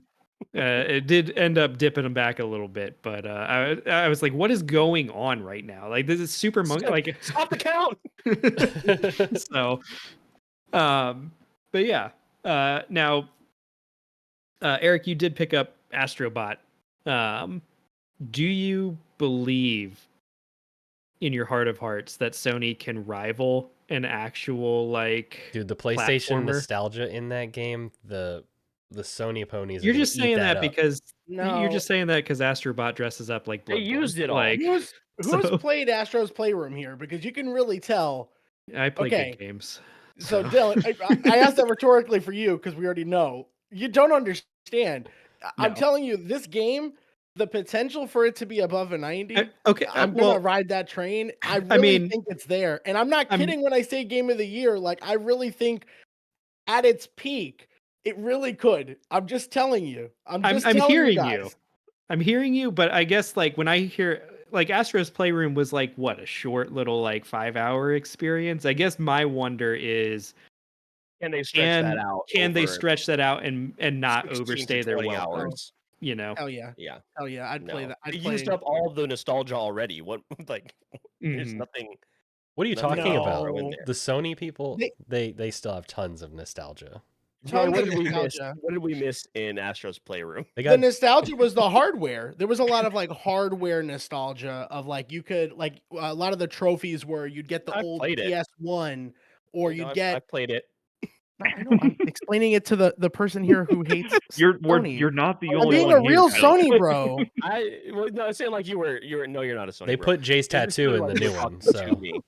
Yeah, Jay is your tattoo, and it's just your arm. Yeah, and severed will arm jump of on. Jay. Yeah, so they collected everybody who's had a PlayStation tattoo, and they 3D printed our arms into the game. It's just- They did that after they Yeah. got like what did they want, your ears, like casts of your ears for something back? What was that, a couple years back? What are you What? talking about? What? They were like talking they were trying to like Is this like an email you got? they're trying to like develop some sort of earbud or headphone type thing, and so it was whoever was in charge of Sony at the time was like asking for molds of ears. Look it up, it's a real thing. Turned out that guy didn't even work at Sony. Right? Yeah, he just had some like weird fetish. It was, Oh my god. No, I mean I think Astrobot's gonna be a good game. I certainly do. The only reason it might be game of the year is because Erdtree can't be game of the year because it's DLC. like I meant like nominee. That's you gonna know be what I mean? the Like, that's gonna be the debate this Sure. year. Is Yeah. Erdtree eligible It for? is true. yeah. Well, because Cyberpunk, the expansion for Cyberpunk got thrown into Game of Year discussions last year. Oh, so. did it? year. Okay. Mhm. It won awards, not Game of the Year, but it did win Yeah. awards at like the Game Awards. Mhm. So Mhm. I think it's gonna be a real debate towards the end of the Yep. year. For sure. Do you get extra points for picking the game of the year? Well, never mind, because they don't do the awards till next year. Yeah. Yeah. So no, So no, you don't. retroactively go back and add points Here's for win. the game of the year. Veilguard or- wins game of the year. Yeah, we'll give you a Yeah. tip of the hat, but that's about Yeah, it. well, maybe when we do the recap, we'll do like here are the actual scores, but here are the Mario Party scores, where it's like we randomly pick 3 categories to Yeah. bonus point like Oh. 50 points onto your score for no reason. You didn't earn There it. you go. basically what counter picks are. I mean, it's such a crapshoot. Oh yeah. Yeah. Not if you're playing I with Dylan. did. Well, yeah. If I counterpick your game, it's guaranteed to do well. And I want to give Stefan a chance to talk about some of his pickups from Summer Games Fest or stuff he saw. Anything that you wish you had gotten, or I know you picked up Vessel of Hatred. You want to talk a little bit about that? Yeah, not necessarily from Summer Game Fest, but also with the like the Xbox and Yeah, the PlayStation showcase. All Yeah, combined, yeah. there's a lot of cool stuff for Mhm. this year. Not necessarily want to pick it up. Like for example, the new Dragon Ball Sparking Zero game. I Mhm. know I mentioned it to Eric. I'm really excited for it. Not willing to pick it up because I don't know how Yeah. it's going to review, but it does remind me of the old games that we used to play, where we used to just game for hours on end. And getting Mhm. back to that feel of the Dragon Ball games. Obviously Vessel of Hatred, like I said, I mentioned before, I played Diablo on release. I beat the campaign and I was just like, I'm not really into this right now. And I didn't pick it up until very recently, where they had their season 4, and I was just addicted. Yep. I would just literally it has games like that where I would go, I farmed this specific area, for example, for gear for about, I think it was like an hour straight, and got nothing that I wanted for my build, and I said, okay, let's go do that again. It was just Yep. so much fun that, like, even though I wasn't progressing, I was just having a blast playing it. So Vessel of Hatred, really excited for, and Yeah. hope they build on it. It's Blizzard, so they could always drop the bag. That's my one big concern, where they do everything right, and then they say, okay, how can we mess it up now? So I'm hoping that doesn't happen with Vessel of Hatred. But the majority of the stuff that I saw, at least for this year, I'm not really seeing much towards the back half of this year yet. There might be some other stuff, but the majority of the big ones were already picked up. Yeah. I was more excited about a lot of the stuff they announced for next year. Next year's lineups look really good. I Yeah. already have my number one pick if I get the chance to take it. And when we get to talking about next year. Yeah. But and I will drown with this ship. I am so prepared to go with it. Yeah. You Silk guys Song. might have an idea of I'm willing to ride with it like Eric is with Silk Song. But you guys will probably know which one it is when it comes up. But for this year, yeah, I'm really excited about next year. But for this year, there wasn't anything that I was like, hey, I have to get that outside of Vessel of Hatred, where I was like, yeah, I was in the game. I was like, we're getting it. I Yeah. gotta go for it. Yeah, for sure.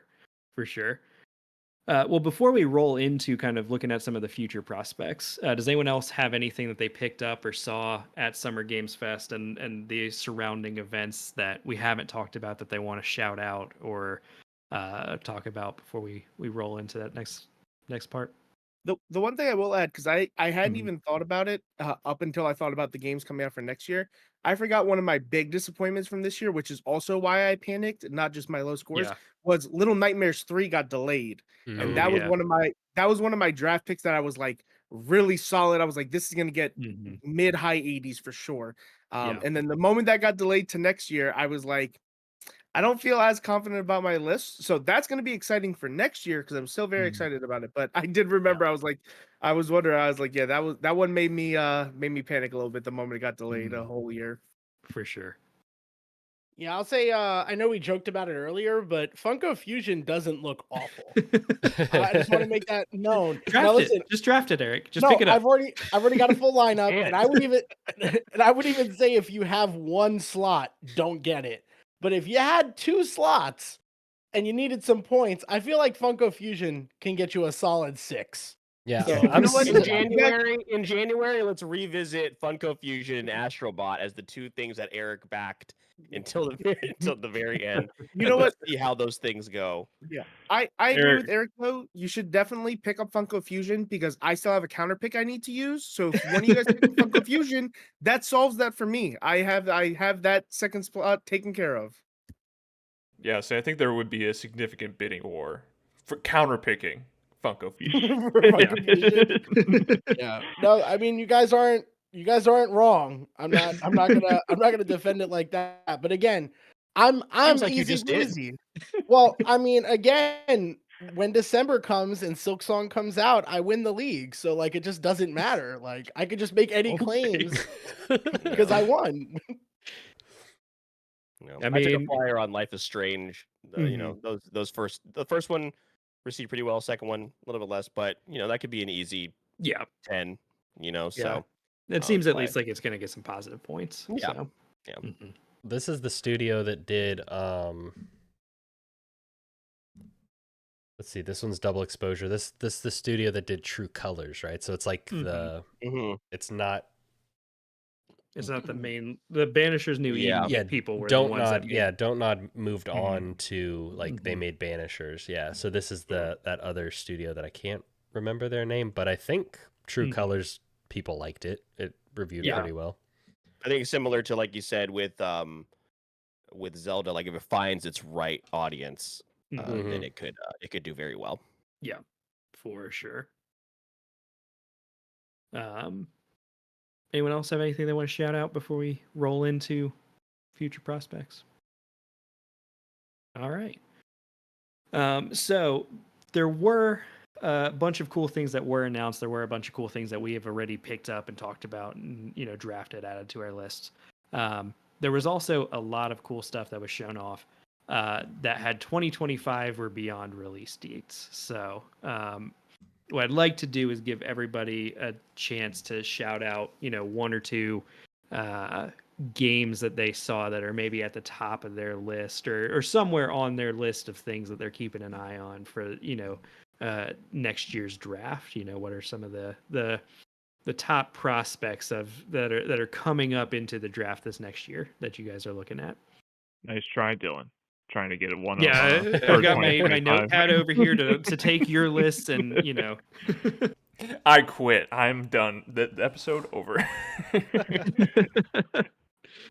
No, yeah, I will say every time a trailer ended in 2025, I was like, it was like one less game that I can pick up for this year. But I think certainly Civilization 7 is one game that I'm personally really going to be looking forward to.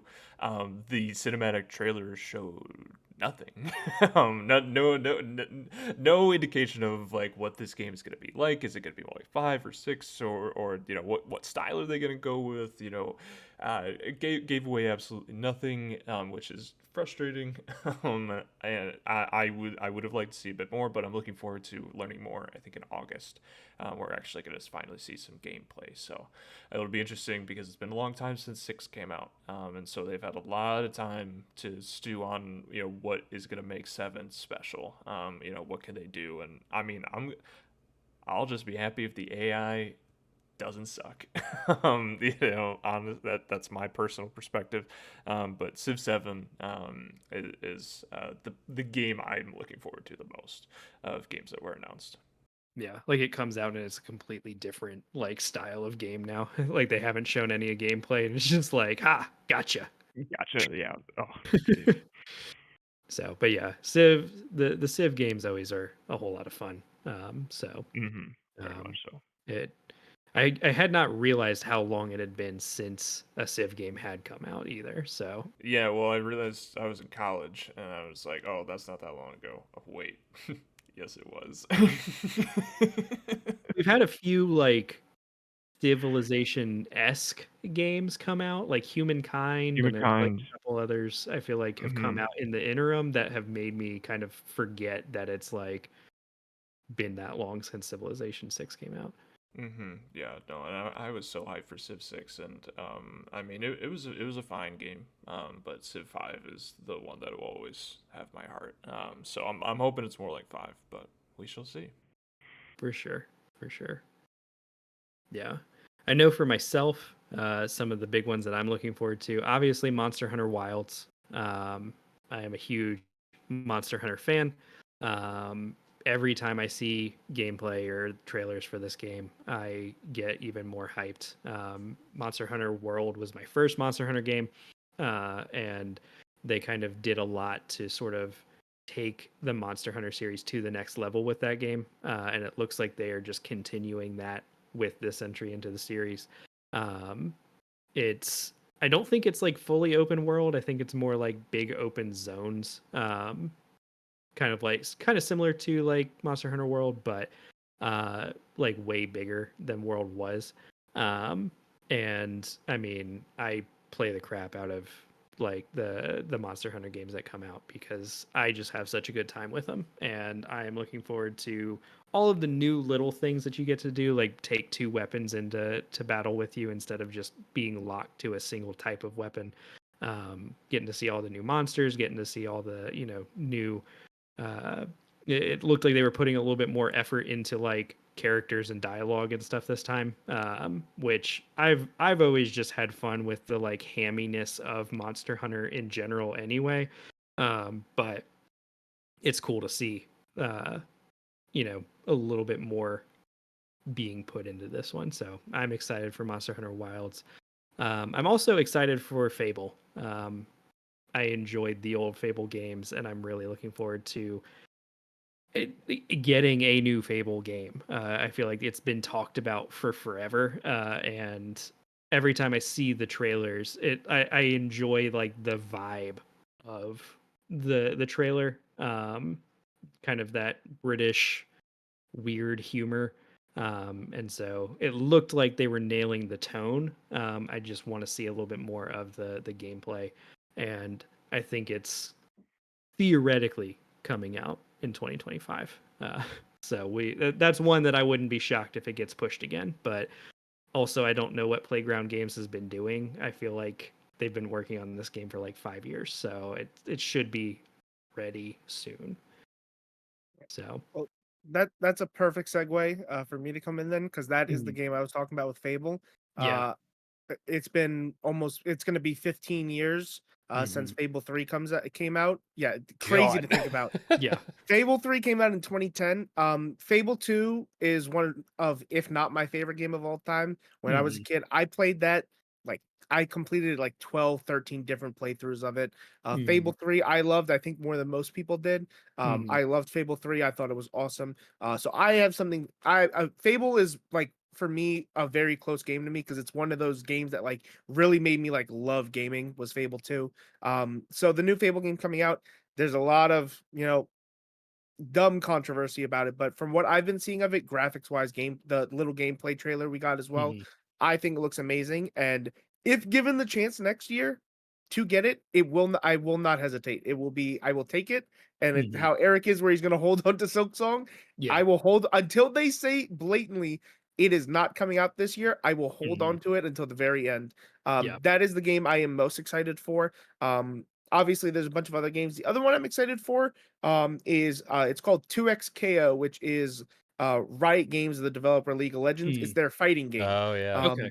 Okay. Yes, it looks very promising. It looks Mhm. really good, like stylized wise, the graphics and everything. Fighting games are always, hit or miss if they're a new one because you really have to hit the gameplay Yeah. very, very hard. And that's one where if things just don't feel right, you can get knocked points real easy. Mhm. Tekken's always a safe one because they have the formula built. But when you're Yeah. doing it fresh start, that's one that I'm really excited about. But that's Mhm. also one that, they could swing and miss, but Yeah. it's looking promising for sure. Yeah, I was gonna say, I think because it's Riot, they have a better chance than normal to hit that very well because they've been able to, like, their other games that they've developed, like Valorant, like coming out and competing with Counter Strike, is like, okay, yeah, like Riot does well. Riot can make a good game. So I'm gonna keep the Peter Molyneux name next year to make sure Fable doesn't come out when I draft it. So Yep. Yep. So who wants to go next? What are you guys looking forward to? I'll go. I'm surprised, Dylan. I don't know if this is a 2025 or a 2026 game, but Gears of War E-Day. Super Mm. excited That's one I was about gonna that. bring up. Yeah. Yeah, I mean, hey, whenever we're gonna go back to Marcus and Dom, sign me up. Mhm. I think going back to their roots will be really really cool. But I also want to see Uh, what happens after Gears 5. Like right? Yes, please. Please Gear 6. I would also like Gear 6. So, 5 is excellent. So, Mhm. but yeah, E-Day I think would be really really cool.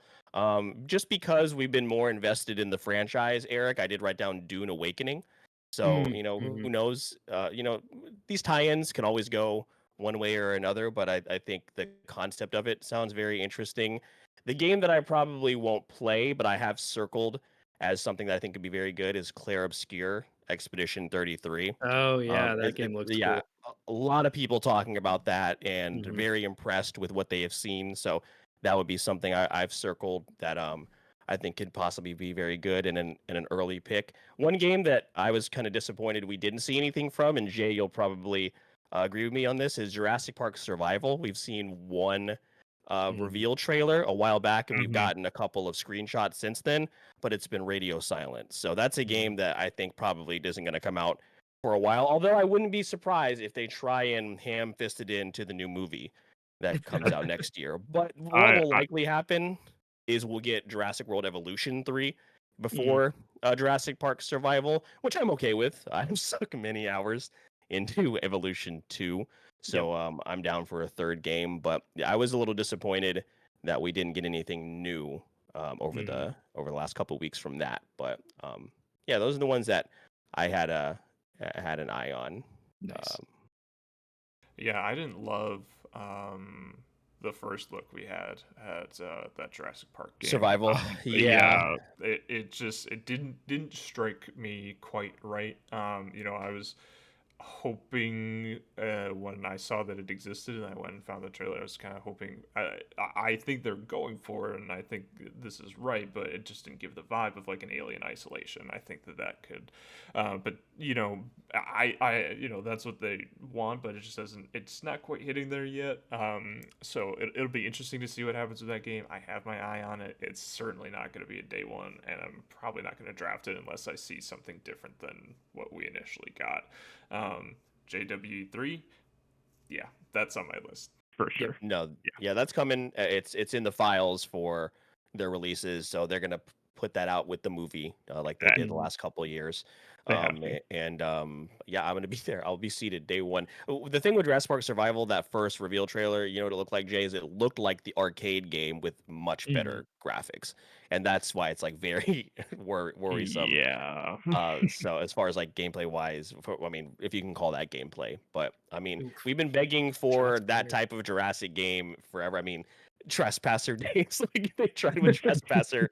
So we've been begging for something like that, but I just don't know that this is going to be it. But I mean, listen, we don't know anything about it, so who knows what gonna happen. They're gonna put Scarlett Johansson in it just like they will the movie, and then it'll do fine, I guess. Yep. Yep. A couple I can throw into the ring here. Yeah. These ones I didn't mention earlier because they're kind of in that weird. They might come out in 2024, but maybe 2025. So I won't spend a lot of time talking about them. That's the Starfield DLC, and Phantom Blade Zero, That looks which awesome. Okay. looks Yeah. really cool. Looks really cool. A lot of demos happening soon. But is it coming out this year? So that's definitely something that I can immediately see whoever has money left definitely going at them. I might have to definitely consider dropping a game to do that if it does happen. But for Yeah. 2025, games we know that aren't coming out this year, two stood out to me that aren't Grand Theft Auto 6. Oh, Because yeah. I think that's the prize next year. That's the Silk Song of next year. If Silk Song isn't around to be Silk I was Song. gonna say Silk Song will be Silk Song next Silk year. Song. So. So those two games are South of Midnight, which I believe is an Xbox exclusive. Yeah. Very, very interesting. Yeah, That is that a one game looks that could cool. either be really good or could take a lot of left turns. It turns. It reminds me of Liza P in the sense that it seems like a cool concept, but people are kind of underestimating how it's going to perform, and it could be a surprise. Yeah.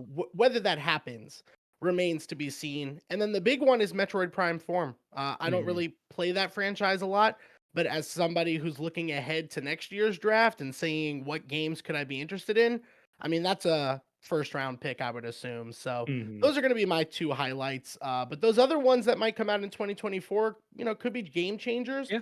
I'm leaning towards 2025 for both of those, though, the DLC and Phantom Blade Zero. Yeah, for sure. Yeah, you mentioned Phantom Blade Zero, and I'm all about the like action games and Souls-like games. So like Phantom Blade Zero looked really cool. There's a game coming to Xbox called Wu Chang Fallen Feathers. It looks pretty cool. We're getting a lot of these Souls-likes, and we're getting a lot of the more kind of Chinese and Asian-inspired mythology like settings. Yeah, exactly. Yeah, it seems like we're kind of leaning into that. That's the trend right now, and I think it's really cool. It's a cool style that hasn't been explored as much in that genre. E-Day was probably one of the biggest ones for me that Phil already mentioned, but I was excited to see, and I don't know if this will be 2025 or beyond because who knows, but Perfect Dark, getting to see some of that at the Xbox show. A game, if that game lives up to the promise of that like initial first look, it could be a ton of fun. Yeah, that does look like a good game. It's a game you just want to root for. Like like just it seemed, remember the 360 one was not good, but it's just it's an IP that's like just ripe for, it's all there for you. Just for the make a good comeback game. story, exactly. Yeah. Yeah, well, and it's old enough as an IP now that like the people who grew up playing Perfect Dark are now making this Perfect Dark, and so it's like hopefully we can get some good, like they are turning what they remember into an actual game, like hitting that style, hitting that vibe. So Did anybody else get excited when they saw the Arkham game and then realized it was a A VR game? Yeah. Yep. Yeah, so Sony's still really trying with that VR stuff, huh? So listen, yeah, it's there. But on a brighter note, Xbox Showcase, who else was excited that there was actually stuff to look forward to and not Xbox saying we're tapping out. Sony can have the gaming future. I mean, again, Gears of War, you guys mentioned Fable, which again, Stefan mentioned how important Fable 2 was to him. It's same here. So Fable being a big announcement. I wasn't expecting big franchise news out of that showcase, which was kind of cool. Yeah. They it was their like basically they needed to have a good showcase this year because it was their year to lose. Like we knew that a lot of Sony's heavy hitters came out last year. and they were kind of like this was a little bit of an off year for them, and so it was like, yeah, you have to actually show stuff and you have to actually put stuff out this year. So it helps that they have Activision Blizzard and Bethesda that is now. true. They can be like, look Yeah. at all of our games coming out this year. Yes, yes. It only took multiple tens of billions of dollars to fill out that roster. So Oh, they yeah, I can say forgot they have these. Indiana Jones. We're gonna shut down these studios that are they're doing pretty well. Mhm. But then in Well, 2026, most of them weren't. One of them was, but most Yeah, of them that's true. weren't doing well. Well, So, I mean, how much of Redfall was really was their fault? yeah. You know, so, but yeah. So. I have I kind of wonder this with how we had like the Summer Games Fest and Mhm. the Xbox Showcase. I think Xbox did have the best showcase this year, by a pretty large margin. Kind of Mhm. like what you guys said, because they kind of bought up a lot of studios that already were making good games. But with this being, I think it was officially announced that E3 is not coming back. Did anyone feel like it was like they're like, "Oh, I wish E3 was here. It would have been a better experience at E3." Because at least for me, I kind of enjoy going in and seeing like just the Xbox games and just the Mhm. PlayStation games. And Summer Games Fest kind of fills that slot that E3 was doing, where they Yeah. just kind of have a bunch of people. Now we just have like 47 more ads, and mobile game ads that we have to do with Summer Games Fest. But Yeah. at least with like the breakdown I had now, I see kind of why they stopped doing, like why they're Mhm. not bringing E3 back, because I don't really feel like, I'm like think to myself, oh man, I miss E3. I wish it was Mhm. back. I say somebody Yeah. who never went to E3 when it was a thing, it's pretty much the same to me now because it's like I don't have that nostalgia and that experience of actually being there, which I think is like the cool aspect of that kind of show. And so since Mhm. that was all virtual to me anyways, this is kind of the same thing. I do think it can segment too much and be like too many little showcases. I think when they first like during COVID and stuff, when everybody was doing their own showcase, it was like a lot. But now it feels like the big dogs have kind of found their lanes, and then some of these other shows have come in to like bring in the smaller games or the third parties, and I think it's in a pretty decent and manageable spot this year. Mhm. Yeah. Yeah, I was gonna say this year, like even though E3 wasn't happening for me, it kind of still felt pretty similar to, because it's been slowly moving in this direction for a while, where like Xbox, PlayStation, and Nintendo have just kind of done their own thing, and then they've cleaned up with maybe like EA, Ubisoft, or just a bigger showcase. And so, just kind of watching the sort of big ones has been what I've been doing for several years anyway, just because if I'm not actually out in California seeing it in person, that's kind of what I was doing already. So it is kind of a bummer, just because it was like this big cultural touchstone for video games. But also I don't feel like for me personally, I don't feel like I've lost out on too much, so. I'd agree with that. I think the biggest impact, though, I mean, that's why we didn't get any Silk Song content. There's no E3. I mean, that's Well, ultimately yeah, what happened. So that's a pretty big impact, Sure. though. To Stefan's point, we're really kind of feeling it. I mean, they had a chance to show up at Jeff Keighley's thing and they didn't. So, No, E3 or bust. oh, okay. No, I don't. Why would they waste their money getting their trailer at Summer Games? I mean, they just posted to their YouTube and it's gonna go absolutely nuts. Like, why even bother? Why even bother at this point? No E3. Why bother? Yeah, Well, they don't have a game either. So, yeah, like, I was Yeah, it's thinking, not real. You guys just wait. You That guys just wait. We are. motherfucker is not real. Is Yeah, we're not waiting. real. We're all paying attention. Listen, December 31st. Mark my words. yeah, I was gonna say you better What day be of the on week- top of Word- it. Words What day have been of the marked. week is December Yeah. 31st. Let's see. Hold Yeah. on, I'm looking right now. It is a Tuesday, which is a release day. That's a great day. It's a great day to me. Wonderful day. was gonna say you better be on top of it, because if it gets announced that it's been delayed, like everyone's putting in their counter pick bids that's by that Oh, no, for Saturday. sure. You've got to be on top. I'm in trouble. Putting up my start my Google alert again. Hmm. So, well, does anyone else have anything they want to shout out? Anything that we missed or haven't touched on yet? Any smack you want to talk before we kind of wrap up?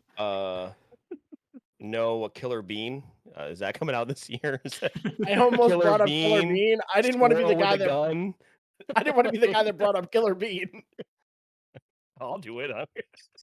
So what Yeah, is Killer- It's like an Uh, Among Us knockoff, isn't it? He's No. yeah. Or not No, Among he's not Us. Among Us. he's a coffee bean assassin. Mhm. Yeah. Yeah. Of course. It's actually going to be a roguelike, which I am unironically interested in the game. So it's going to be a roguelike. He dunks a type game, grenade so- like through his. He does like a between the legs dunk of a grenade in the trailer. Like, Yeah, on. they're committed to a bit, and they are committing it. It honestly looks like it could be some fun. Good game, different story, but definitely does look like it could be fun.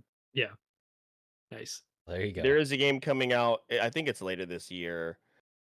It's made by the people, and actually my sister put me on this. It was made by the people who did the Untitled Goose Game called Floridale Man, The Joy of Chaos, and that looks like it could be a lot of fun. I don't know if it's going to be cooperative or not, like the Goose Game was, but like just based on how fun that was, like come on, Yeah. Florida Man and Untitled Goose Game mechanics, like yeah, come on, sign me up. Could be fun. Yeah.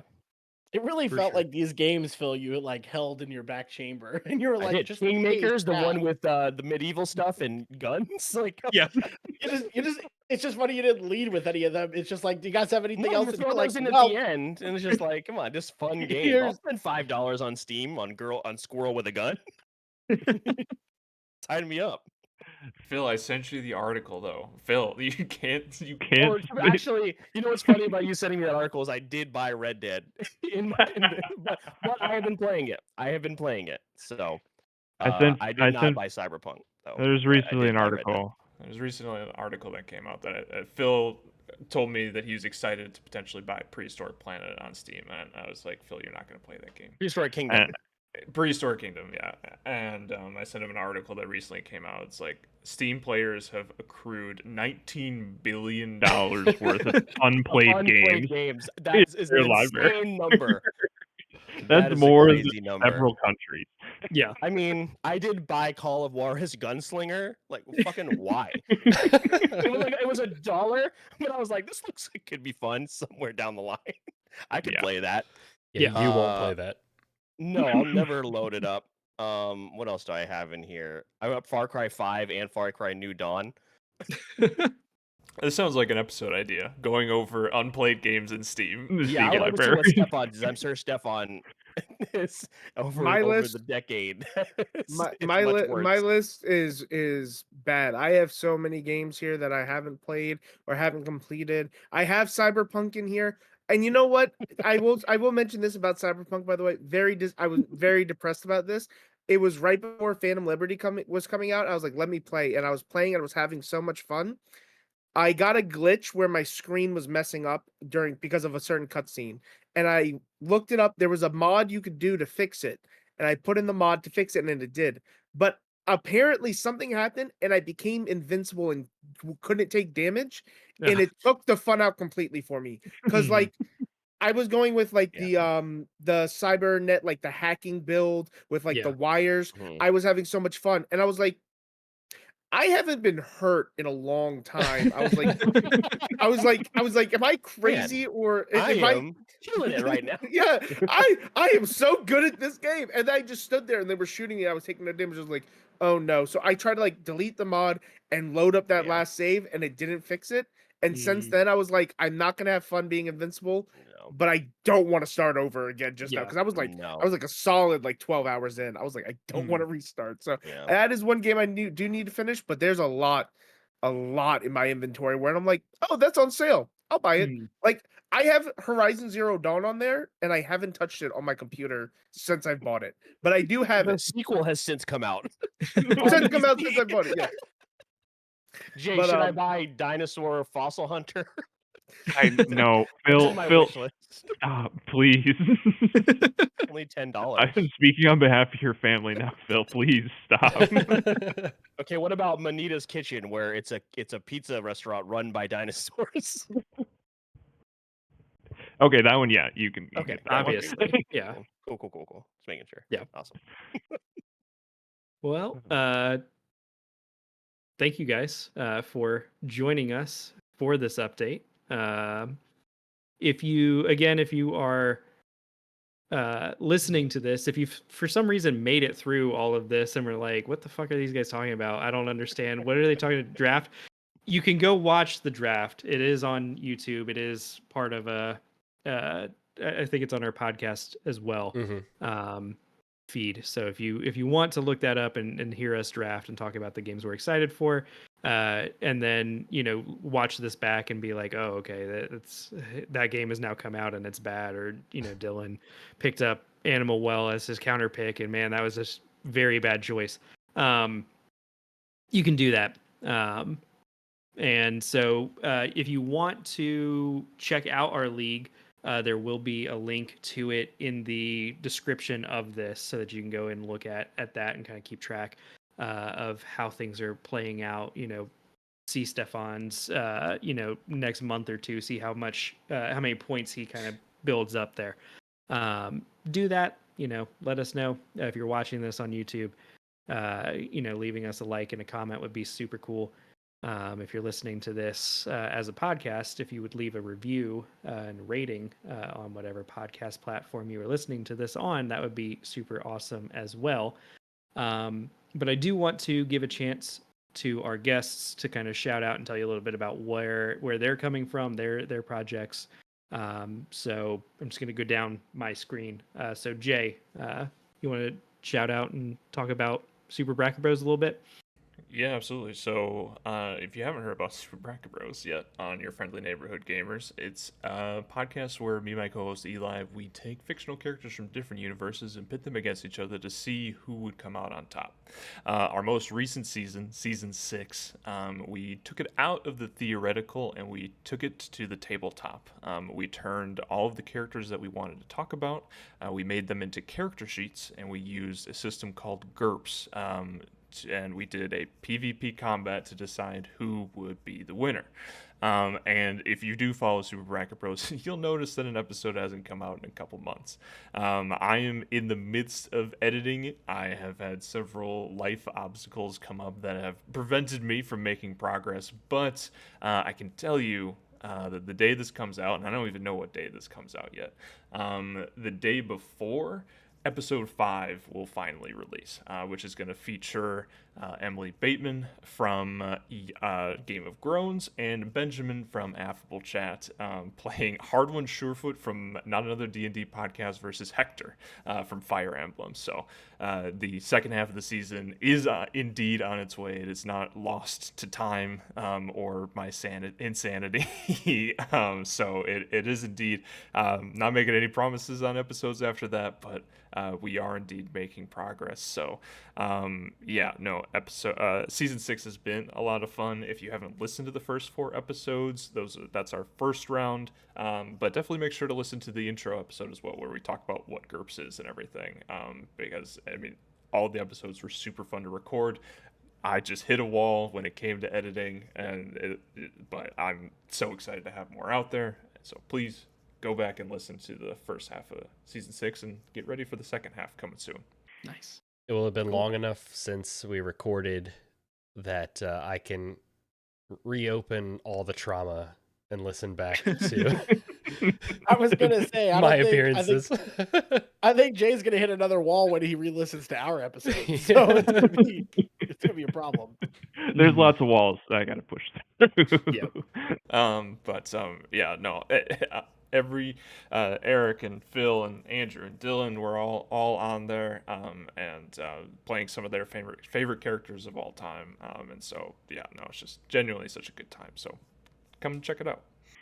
And if you haven't heard, if you listen to this season and you're enjoying it and you're waiting for the episodes to come out, you do have 5 other seasons to dig back that are all fantastic as well. I highly recommend season 1, some of their best work. Please don't. Please, it's there for archival purposes. Um, Every time Buzzsprout is like, you had a bunch of downloads today, and I'm like, oh, I wonder what episodes they listened to. They started with season 1. I'm like, oh man, no. I hope they make it to season 2. Please make it. Please, it's 3. If you make it to 3, you will like the show. 3 is where we really hit our stride. I promise. It's a good I show. You just have to promise. get through the first 2 seasons, and then it really Exactly. gets good. Yeah. I'm talking to you, anime fan. I know you're there. It's, yeah, come check it out. Yeah, for sure. Phil, Eric, if you guys want to talk a little bit about Wait for It. Yeah, June was a great month for us. We did our 4th Bold Matsuri here in Jacksonville, Florida, and it was a huge success. Everybody involved, it was we just had a blast as we usually do. We run 4 episodes a month, 4 different categories, as well as a bonus episode. Everybody that's in this episode you heard today has been on the show. So if you want to find Super Bracket Bros, if you want to find Friendly Neighborhood Gamers, if you want to find Stefan, they are all in there. July is going to be a lot of fun. Eric, what are we doing? We're diving into Lego what's Ninjago. no, well, yeah, Lego Ninjago for some reason, because I tried so hard to find any other movie for us to do for Late to the Party, and we kept landing on Lego Ninjago because it's a movie we quote all the time but have never seen. So we're like, let's just watch Lego Ninjago. So that's like Eric's Real Steel. It's Lego Ninjago, even though neither one of us has never seen it. It's my punishment for Real Steel. Yeah, and then for Late to the Party, we're jumping into a movie that Eric watched actually this month here in June with Eric. Remind me of what we were doing for Late to the Party. I'll just say the episode list if you just want to give it to me. I'm still putting it together. It's actually our international. It's actually international feature. Our international feature, Ultraman Rising. Ultraman. There you go. I knew it was something, man. Oh yeah. Fantastic. Previous episodes of the Game Room Where It Happens, we covered Fallout 76, Another Crab's Treasure. July will be Sea of Thieves, which has been... We've been getting the shit kicked out of us in the Sea of Thieves. It is the exact opposite community of Fallout 76, where people are so nice and they're like, here, have a bunch of stuff. And in Sea of Thieves, they're like, kill them. They don't care. Yeah. They don't care about how good you are. They don't care what your ship looks like. They just annihilate you. And we played it on stream the other day, and I was like, I'm having a bad time. I don't want to play this anymore. They let all the PlayStation gamers in recently, so that'll be.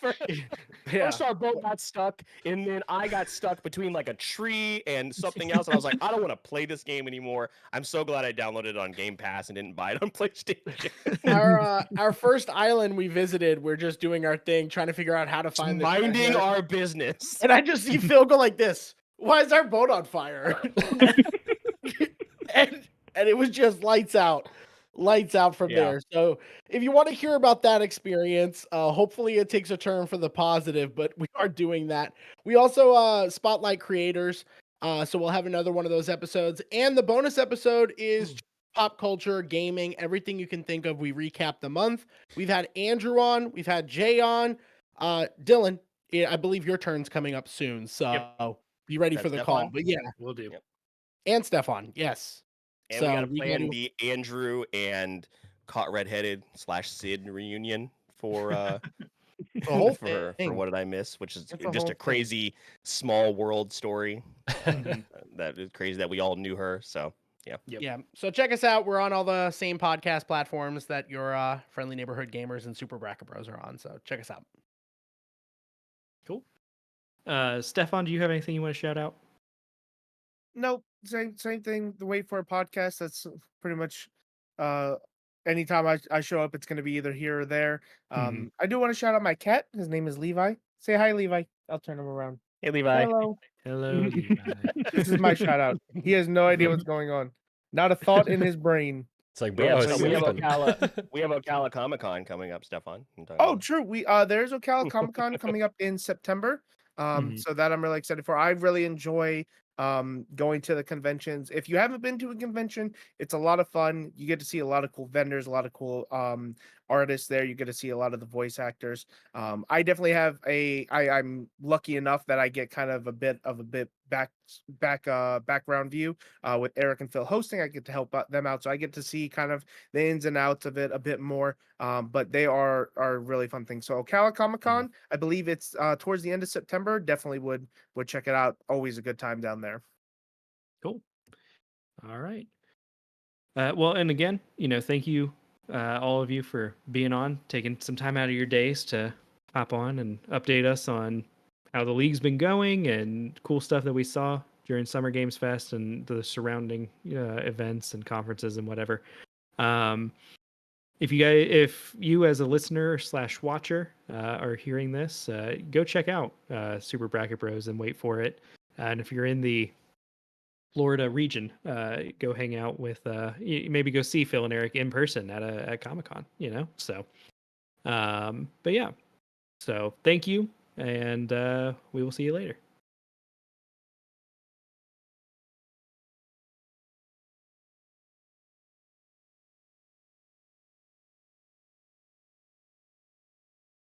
When's this episode going to come out? I want to make sure I didn't over. Tomorrow, Jay. Yeah, tomorrow. it comes out tomorrow. Okay. Get to work editing right now. They based JJ confidently say he's like, I don't care when this episode comes out. When it does, Right. Yeah. Right. Yeah. We've got it on the list to come out So the 15th, I believe, July Amazing. 15th. So Amazing. you've All got right, a yeah. couple Very- weeks. Very doable. Absolutely. So Yeah. I'm like so almost done. So Yeah. Yeah. just like Silk Song. Yeah, same thing. Podcast episode from a small podcast that gets less than 50 downloads per episode. Yeah, same as Silk Song. Yep. Well, you probably have way more done with the podcast than you do than they do with Silk Song, though. So Mhm. Yeah, they haven't that as a started win. Silk Song yet. They made They 2 haven't even trailers, and that's all started. they've Guys, got. stop saying that. Stop saying that. It's making me nervous. Yeah.